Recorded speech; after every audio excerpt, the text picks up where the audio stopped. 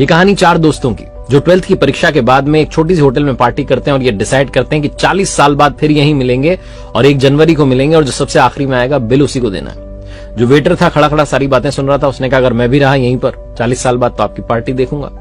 40 साल बाद पहला दोस्त पहुंचता है उस होटल में जो कि 5 स्टार होटल बन चुकी थी। वो वेटर मालिक बन चुका था। वो कहता है पहचानने के बाद कि मनीष जी आइए बैठिए, मैंने आपको पहचान लिया, मैं अब यहाँ मालिक बन चुका हूं, मैं वही वेटर हूं। मनीष कहता है क्या बात है।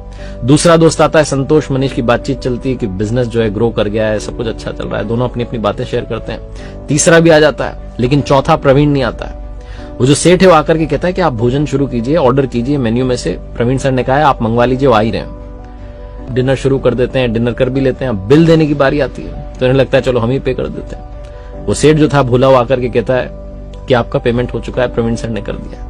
भारी मन से उठ करके जाने लगे कि चौथे दोस्त से मिलना नहीं हुआ।